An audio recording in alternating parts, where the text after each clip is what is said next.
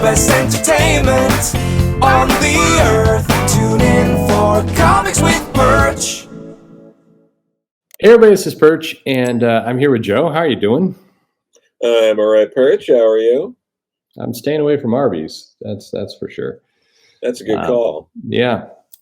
So earlier today we talked, and we are just kind of having just a casual chat on the phone, and then I was thinking about this, and I asked you the question, and it's something to kind of go into. And this is serious. We're having. Well, we won't keep this entirely serious, but it is. Sure. It is you, Joe. Right? Why so serious? Why so serious? So I've been thinking, so we hear a lot about, hey, you need to change these legacy characters. We need to put new identities into them. That's how you're going to get a new audience. It's a jumping on point, all this kind of stuff. And you have a character like Jace Fox, who is now one of the two Batman running around. He's the other Batman. And the comic is not selling amazing, which I don't think is really a surprise to anyone, because whether you love it or not, the majority of the world sees Bruce Wayne as Batman, particularly when there's a movie that comes out that makes hundreds of millions of dollars that has Bruce Wayne as Batman. Trying to push that there's another Batman running around feels difficult. Sure. Too challenging? That is a challenge. I mean, it's a shame it's not selling amazing. Is it selling at least spectacular or web? It's not. It's selling neither spectacular nor web. It's selling. I don't have a good sensational. Ooh, that's not good. But no, that was a weird one. Why'd they go with sensational Spider-Man? It just doesn't. It sounds weird. It doesn't work. You know what else is fun? The amount of people you'll talk to where you're like, it's called Amazing Spider-Man because it came from Amazing Fantasy, and they actually look like their mind is blown. And you're like, how are you so stupid? You just insulted like half the people listening. I've had that. I joke. I've had that same conversation. It's like, why did they call it amazing? It's like, well, Amazing Fantasy. Like, what does that have to do with anything? I'm like, what? It's crazy to me, but at least other Spider-Man titles are called like other things and not like Batman and like Batman or whatever they're doing. It's confusing whether or not you think your readers are smart or dumb. It's still confusing. But I got to thinking, like, let's say DC wanted to make the new Batman, the next Batman. They wanted to make Jace Fox really successful, and they're sticking with Batman. They're not going to call him Batwing. They're not going to do anything. They're going to go with Batman, and they're going to keep Bruce Wayne Batman going. So let's say you're editor-in-chief at DC. How do you get Jace Fox Batman to sell? What are your options? Your goal is you, Joe, get $1 million personal bonus money if you can get the next Batman, Jace Fox, to 150,000 copies sold. You can do anything you want. How do you do it? I mean, some of the things you'd have to do are, make it clear. Like it should be clear to people that it's not the same Batman, like apparently for like the trade or hardcover or they did of John Ridley's Batman, it's called Batman. It's not even the next Batman. The trade dress is Batman. That's it's like and it has John Ridley's name big on that, but no offense to John Ridley, but like I think most people would just, especially like most comics people, just be like, okay. Yeah. Like, I don't think people know who he really is in comics. I mean, you may have a vague recollection. He probably has something to do with movies somewhere, but people are not going to immediately associate him with, an award filmmaker and all the rest. I think. Yeah. No, and this adds on to one of the ways you make it sell is stop hiring Hollywood people and paying them more money to move the same or less product. Yep, I agree completely. Does you talk to a lot of people in comics. Do you ever hear? I have certainly heard people complain, and I think it's a legitimate grievance that people from Hollywood come in, they get paid double or more, they get paid a lot, they receive a bulk of the marketing, and then they wind up moving, the same or less titles than the regular writers. Yeah. Some people could say it's kind of sour grapes, but still, that if you care about your company, that's not something good that you want to see happening. No, it's not, and it's also a big morale killer. Sure. Like, it's everyone gets deflated when that happens. I mean, like, you're killing the morale of your freelancers to spend more money to make less. Mm-hmm. Like, it's this weird thing where people are all in on losing across the board. Agreed. There are very few examples.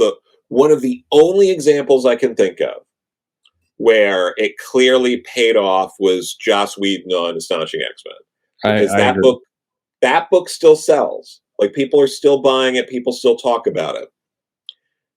I mean, even with Kevin Smith on like Daredevil, no one cares anymore. Like, people did for a little bit after, but like, that's gone. No, it's gone, and it doesn't sell today with that name. And you brought up something interesting. So I was having a conversation at one point with Lana. I should probably bleep that out. And she was complaining that comic creators, why do they always want to leave comics and go into Hollywood and do movies? And it strikes me that, of course they do, because the higher profile and everything else. But one of the things that comics is doing itself is people who are coming in from that direction are getting paid more. So of course you want to go there. Yeah, I mean, it's like they want to go into TV and movies so they have a better shot at getting hired in comics. Yeah. How crazy is that? No, it's insane. And I mean, there are some people who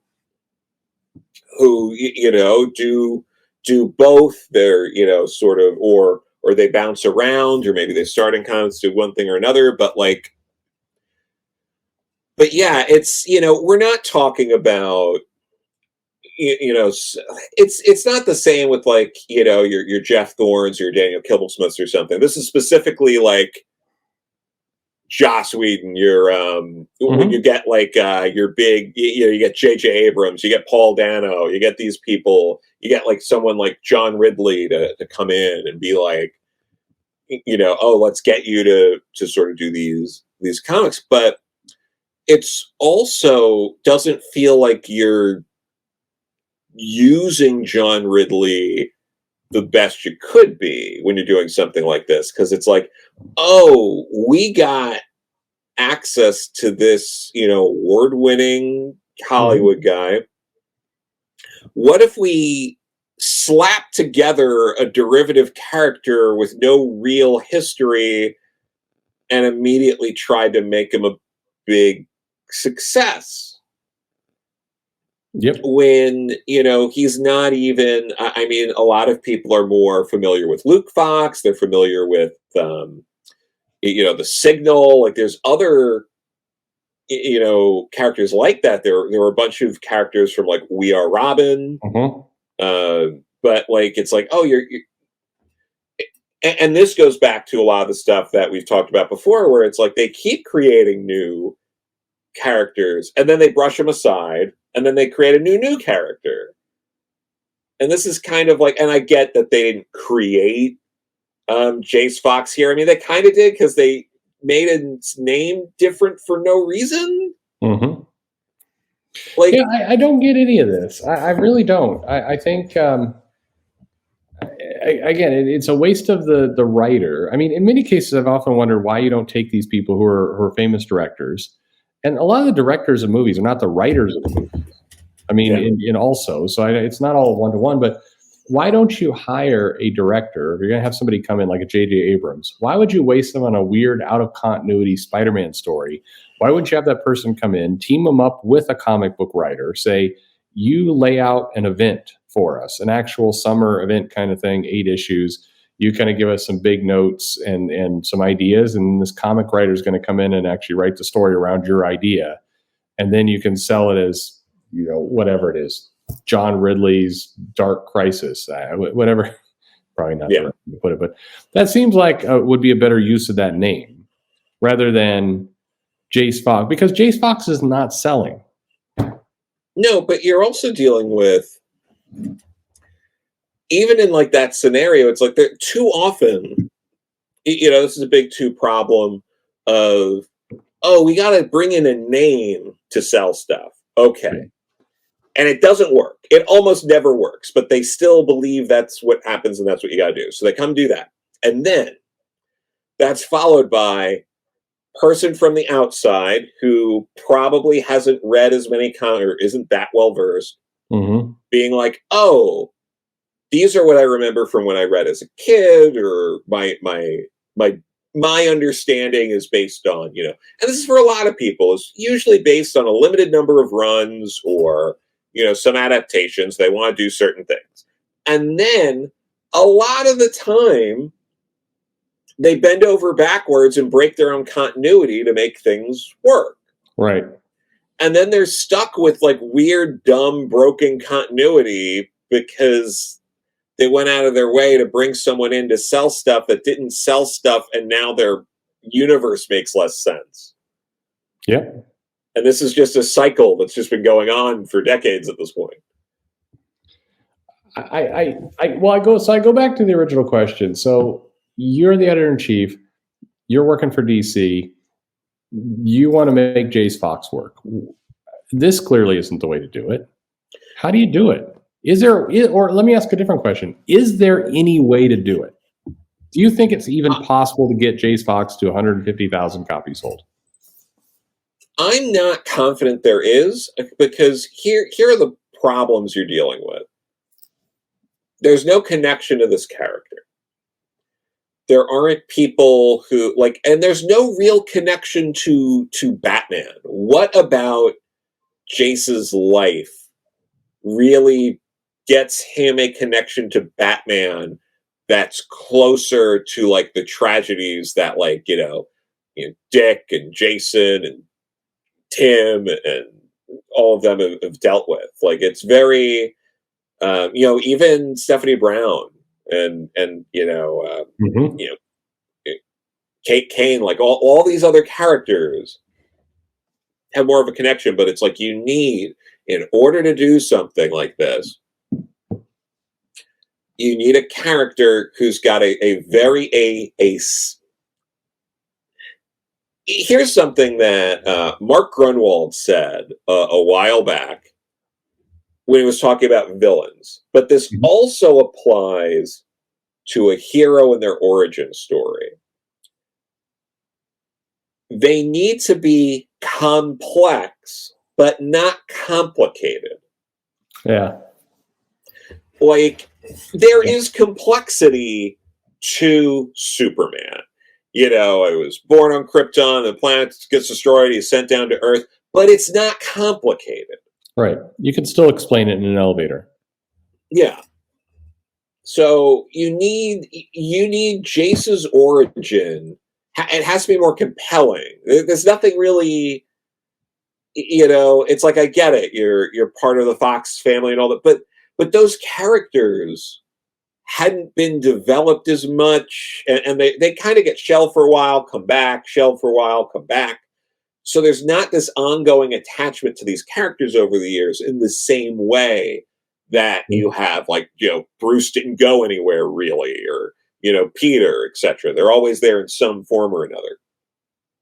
So having Jace kind of be this character and pushed into this, having such a similar costume and like the kind of things he's doing, it's like the motivation doesn't feel as it's not there in the same way. Like, True. Bruce's whole thing is his family was an integral part of Gotham. They were taken away from him. He's defending Gotham, but in defending Gotham, he's also defending his family. Like, it's complex, but it's not complicated.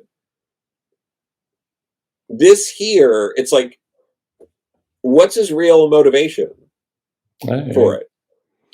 I like the way you said that, or Grunwald said that. You brought it up. Yeah. Complex, but not complicated. You Yeah. need some depth to the character. You need some nuance to the character. If the character can't be so convoluted that you're not understanding or not really sure why they're doing what they're doing. Yeah. But speaking of Grunwald and just writer, I was kind of scratching my head. You know, Ridley obviously has a big name in Hollywood. Yeah. He's not producing a comic that's 150,000 copies sold. The pressure of getting a good writer, and some people, by the way, in the comments may be saying, why is the goal 150,000? That's an arbitrary number. My point is just very successful. That's the point. So make it a top 10 comic every month or something like that. That kind of thing. How do you guarantee it's a top 10 comic or a top 5 comic? How do you guarantee it? Is there any writer in the industry? This is where I'm like, of course there's got to be. But the more I think about it, I don't think there is. Are there any writers on the industry that if you put the writer on there, forget the art team, just whatever artist kind of wanders around, you could get to those kinds of sale numbers? Not with a writer, I don't think. I think you need an incredible artist and you need a writer people trust. Yeah. So it's a small pool of writers, but it's not any one writer that gets you over. So I'm obviously a big fan of Chris Claremont. I think you are as well. Yep. If suddenly you announced Chris Claremont signs exclusive deal with DC and he's writing Jace Fox, I still don't think anything really changes with that title. No, I think that's still a title that sells like under 30,000 copies. Like, yeah. I don't see why it would.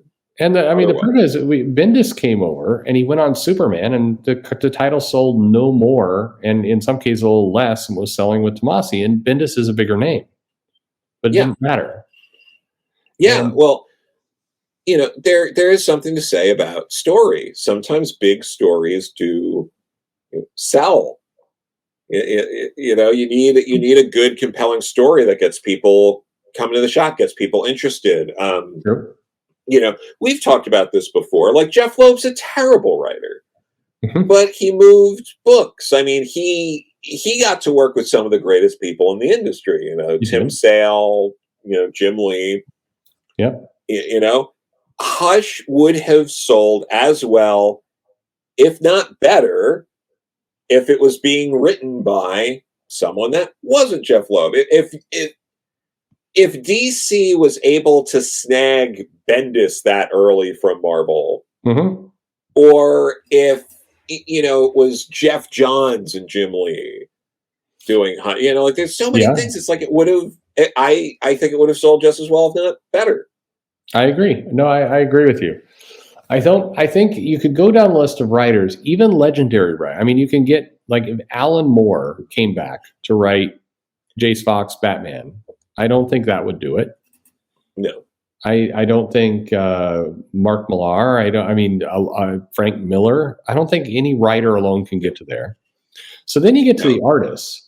And here's where it gets kind of scary to me. I'm trying to think what artist could guarantee that title gets over 150. And I think you hit on one. I think Jim Lee could do it if Jim Lee was on it. But I agree. It would have to be, because we've seen Jim Lee paired up with writers that could make it happen or writers that couldn't. Yeah. The Hush versus the Superman series, for example, he did. There were very different outcomes. Absolutely. Todd McFarlane, probably. But Spawn doesn't sell 150,000 on average. No, but some of that is because, at least with the direct market, as much as people like to talk about how they love indies and stuff like that, True. They are, if you had Todd on a regular Marvel book, it would probably sell better than Spawn. Yeah, I agree. No, Marvel or DC or anything. Like, if you had, like, let's say you did this, you were doing Batman and you did, Todd McFarlane, and then you had, like, here's the slam dunk sort of scenario with something like this. It's, Donny Cates, Todd McFarlane doing Batman.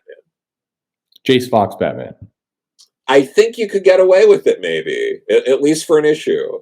But it probably would work. This is where it starts falling apart. Who are Jace's arch nemesis? Who is his rogues gallery? What do they look like? No, I agree. He doesn't. They haven't established any of that. Yeah, he's either got to borrow Batman's or. But I mean, kind of brought it up. So the thing about other creative teams, obviously one that was recently on Batman. So Scott Snyder, Greg Capullo come back to DC. They're going to team up again, and they're doing Jace Fox Batman. Yeah. Do you think that would get us over 150,000? I don't think that gets us over 150,000. It's a lot for a character, again, who has no rogues gallery, no, there's no history there.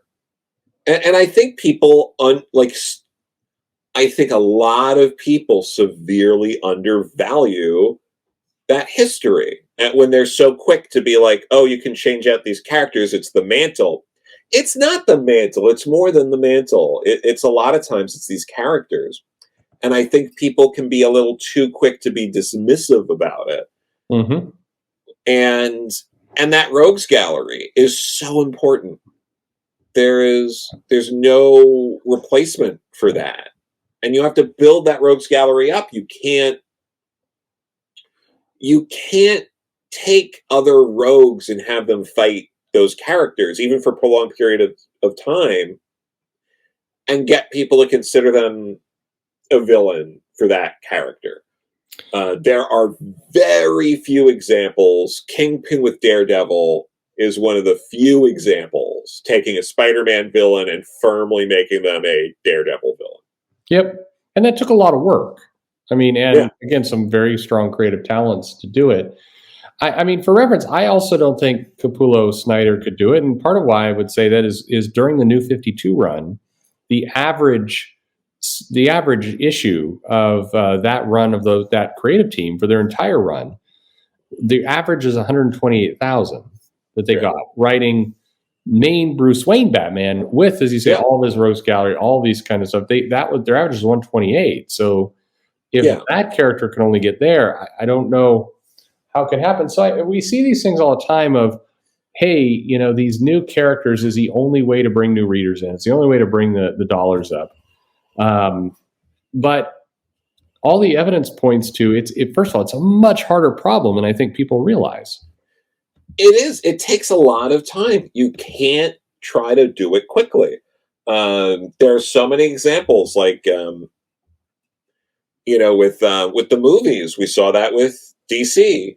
Mm-hmm. Trying to rush the Justice League and that becoming a mess. You can't rush these things. There has to be a level to it that's organic. You couldn't. Avengers Endgame isn't the second highest grossing film of all time if that's the third movie Marvel put out. Right. It builds. So people need to understand that and work towards it. You can make Jace that book potentially, but you have to look at it as an investment and be like, we have a 5 or maybe longer year plan, but I think a minimum of a 5-year plan, investing in that character, putting top writers and artists on it, creating new characters unique to Jace Fox, creating a compelling story for why he bothers being Batman when there are, because this is another problem you inevitably run into with a lot of this stuff. Why is anyone motivated to do this when there are thousands of superheroes just floating around anywhere? What's his motivation? So you need to build up a stronger motivation for Jace. Mm-hmm. Strong antagonists. He needs a number of antagonists. People don't understand. You need a lot of them. You need a strong, robust group. People are interested in Batman and they love his villains. And part of it is because you could do a big Batman event or a multi-part story with so many of them. Yeah. And they would all be considered A-listers, and they would all be considered major threats to Batman. Yep. No, it's a massive problem. I think, and I like your point too of if you are even the dog's growling at me from this. If you like, why are you talking about Jace Fox? If you are, see, I completely blew my train of thought. If you're a street level hero, like Jace Fox, and you've got multiple Green Lanterns flying around, you got multiple Supermen, Superman's got a kid now running around. Like at some point, why do you even bother? Like there's characters that could literally kind of move cities around with willpower, and you're going to be like, I'm going to get a couple batarangs and take care of some muggers. I don't know. I think if you have no rogues gallery, you have no motivation. You're surrounded by heroes. Like there's nothing you can do, even from the character's motivation, to stand out, and from the customer reader perspective, there's nothing to do to stand out. And if you're not putting a Jim Lee or Todd McFarlane, I mean, we've seen Rob Liefeld do recent comics for Marvel. They didn't get to 150,000. Yeah. I think that list of artists that could even potentially get you into that zone is who else is there? Jim Lee could potentially get there. Todd McFarlane could potentially get there. Anyone else? Maybe Dave Pilkey. There you go. That's the answer. Yeah, but really, like, and you look at like we can. That's a whole other thing we can deep dive into at some point. Is those book scan numbers that? Yes. Yeah, that's oh my god. But yeah, those numbers are pretty low. Especially then. Because the goal, like one of the things to help like sort of complement what Scott and Greg did, we're over a decade out from when it premiered, and those trades and a lot of the things that Scott has done with Batman still sell really well on Amazon. Yep, they do. And you know what doesn't sell well on Amazon? Tom King's Batman run, which came after. That's true.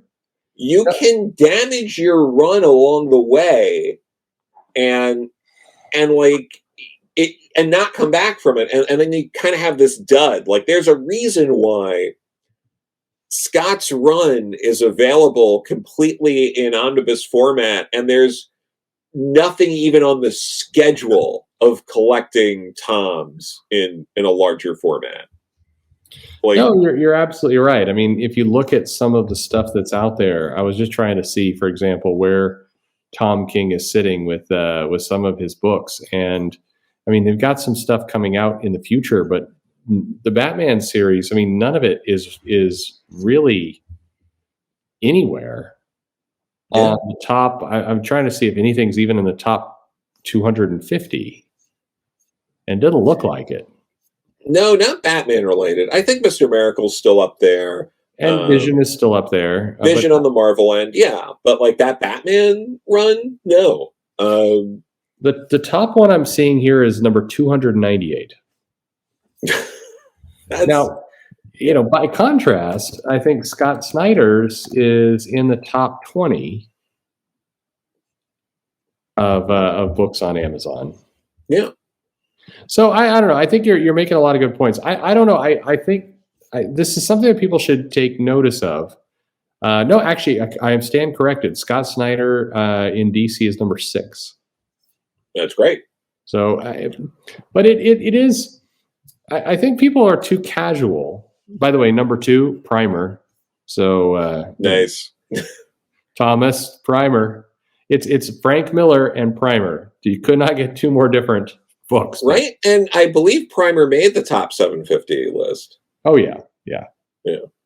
Primer continues to be the book that I don't know what they're doing with Thomas Kordrewski at this point, but they need to pay him more money. Right?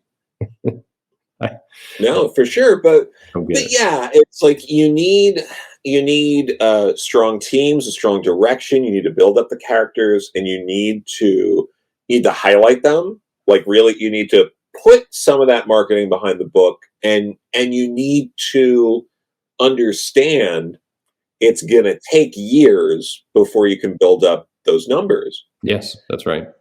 Like, because a lot of people also forget, like, Batman did not really sell that well in the 70s and 80s. Like, it wasn't until later into the 80s that Batman really started ticking up again.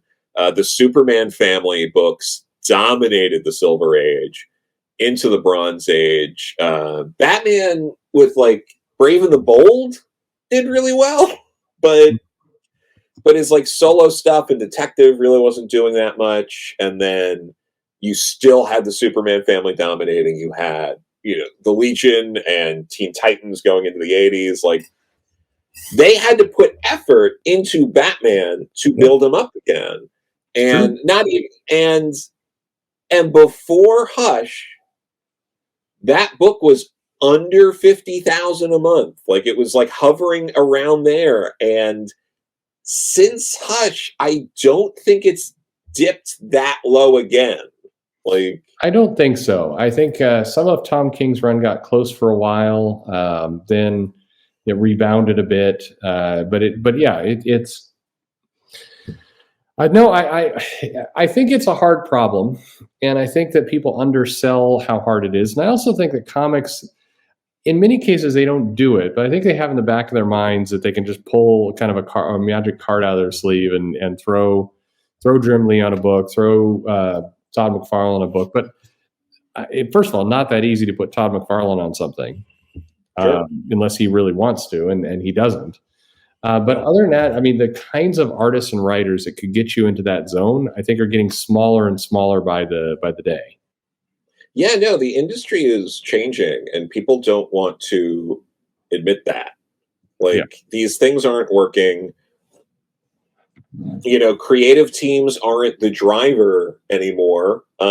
Names aren't, like, the driver to a certain extent. I mean, I guarantee you, a lot of the manga, a lot of the Dogman, other things, if you asked, like, the people who were reading them, I don't think a lot of people would necessarily know all the ins and outs of the creative teams and what goes into it. No, for sure. It's these stories strike a chord with people, or they're done in a way that works. Absolutely. And that's where things are going. People don't care. Like, and that's the problem with creatives as well, and being one of them. I'm saying this, but well, you just gave Mumbles his opening for this video. Yeah, exactly. Yeah. But if he gets this far into it, for you, yeah.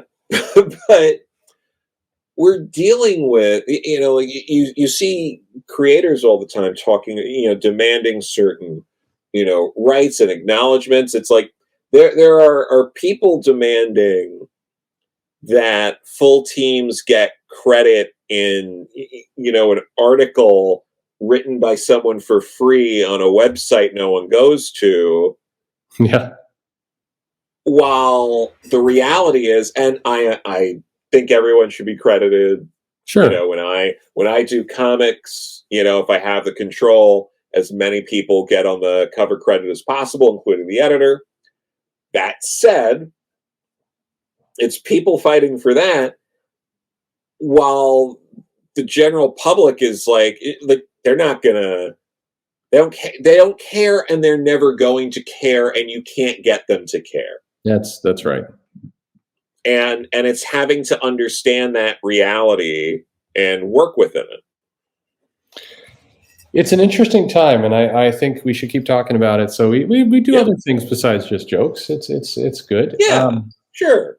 Well, Joe, thank you very much for the conversation, and I guess I'll leave you with this. Primer, like I mentioned, number 2 in the DC list. It's actually number 3030 in books. All books. Oh yeah, all books. All books. That's good for a comic. I'm just saying. Oh my God! Yeah, no, for a comic, that's insane. Yeah. I continue to be baffled by DC's inability to actually leverage that success more. Yeah, well, yeah. Oof. Anyway, Hopefully someone gets him, because if they don't, someone's just gonna. If he's not already, signing contracts with Scholastic to move books, I mean, well, then I'm going to question him. We should get him back on and talk to him again because yeah, no, I'd love to talk to him. That'd be great. for the record, just because I'm not a complete primer shill, Batman Year One, which of course is getting a boost from the movie right now. Batman Year One is number 1,303 in books, which is also pretty amazing. So, of course, But wasn't that horrible person that was kicked out of the Thought Bubble? you beat me to it. Yeah, I maybe somebody should give old Frank Miller a call at some point. Well, I mean, he did threaten all those people's like with danger or whatever the hell they tried to say about him. Yeah, So, in the remember, one he thing was did- a physical threat or something. when again? When was Holy Terror? Was almost 20 years ago, right? It was over. I think it was at least over 10. He had apologized for it. Yeah, Um, but Twitter and canceled him. Twitter was very determined to cancel him, which clearly is working out great. yeah, no, and he ended up not going to a show that, he's an older guy, and there started to be COVID spikes around then anyway, and it's an overseas thing. He was going to cancel probably anyway. You could have just let it ride. I'm sure if anything, he would have been like, "Oh, wait a minute, I'm Frank Miller. I don't have to go anywhere." Well, And what a strange little world we live in. Well, Joe, thank you very much for the time tonight, and we will talk again real soon. sounds good. All right. Now to roll the Life is a Highway bit. Yes, excellent. Life is a highway.